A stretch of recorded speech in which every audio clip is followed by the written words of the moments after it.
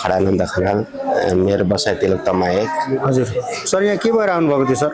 मेरो पाइल्स भएर आइयो। ए पाइल्स थियो। हजुर यो कति पुरानो थियो सर? पुरानो त होइन, म नयाँ नयाँ हो। ए हजुर धेरै भएको छैन? धेरै भएको थिएन। ए समस्याहरू के आएको थियो? मलद्वारमा मासु पलाएको उस भन्नुभयो डक्टरले। अहिले हप्ता फलोअपमा उस गर्न आएको थिएँ, चेकअप गराउन। हजुर मलद्वारमा मासु पलाएको भन्नुभयो, अनि मलद्वार साङ्ग्रो भएको कारणले अपरेसन गर्नुपर्छ भन्नुभयो। ए हजुर अनि आज त्यसको 1 हप्तामा आज अपरेसन गरियो। आज यो अपरेसन भयो सर होइन? हजुर यो लेजर नै रोज्नुभयो सरले, कस्तो लाग्यो यो लेजर? कस्तो ठिकै अहिलेको उस हेर्दाखेरि ठिकै लाग्यो।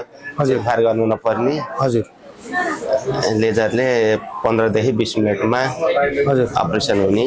हजुर सहज भयो है सर एकदम होइन? दुखाइ कम होइन? घाउ पनि सानो हुने, छिटो सन्चो हुने भन्ने कुरो छ सर होइन? हजुर अनि यहाँ कुन माध्यमबाट आउनुभएको थियो सर? यहाँ कसरी थाहा पाएर आउनुभयो?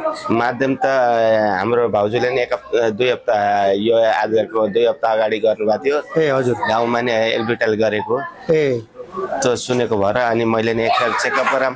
हजुर चेकअप गराउँदैमा त केही हुन्न। हजुर हो के रहेछ समस्या, सधैँ दुखाइ लिएर बस्न त भएन एकदम।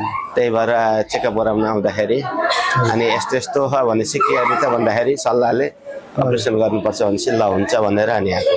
ए अनि सर यहाँ डाक्टर विश्वदीप तिमी सिन्हा डाक्टर साहब कस्तो लाग्यो? उहाँले ठिकै हुनुहुँदो रहेछ। सल्लाह उस अपरेसन गर्दाखेरि त यो नै कि हाँसी कुरा गराइ गराउनु हुँदो रहेछ। हो ठिकै लाग्यो। ठिक लाग्यो होइन?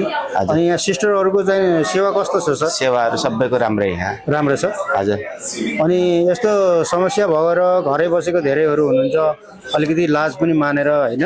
यसो उहाँहरूको लागि यसो भनिदिनुहोस् न। हाम्रो समुदायमा यसो के होलबडी चेकअप गरिन्छ, हजुर तर मलद्वारको कहिल्यै पनि चेकअप गरिन्न।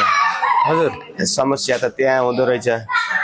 त्यसले गर्दाखेरि यो रोग पालेर बस्नुभन्दा हजुर एक फेर चेकअप गराउनु, के हो कसो हो कुन हो भन्ने थाहा हुन्छ। पाइल्स हो कि फिस्टुला हो कि यो रोग हो भन्ने त्यही अनुसार औषधि गर्नलाई न्यूनीकरण हुन्छ। औषधि गरेपछि कुनै औषधिले ठिक हुन्छ भने कुनै अपरेसन गर्दाखेरि पनि त्यति लामो समय नलाग्ने, हजुर छोटो समयमै हो नि। अनि शरीरलाई पनि त्यति नोक्सान नहुने कारणले गर्दाखेरि हजुर एक फेर चेकअप गराउनुहोस् भन्न चाहन्छु। हस् सर, हजुरले आफ्नो अनुभव सुनाउनु भयो, धेरै धेरै धन्यवाद सरलाई। हजुरलाई शीघ्र स्वास्थ्य लाभको कामना सरलाई। ल हजुरलाई पनि धन्यवाद। हस् सर, थ्याङ्क यू।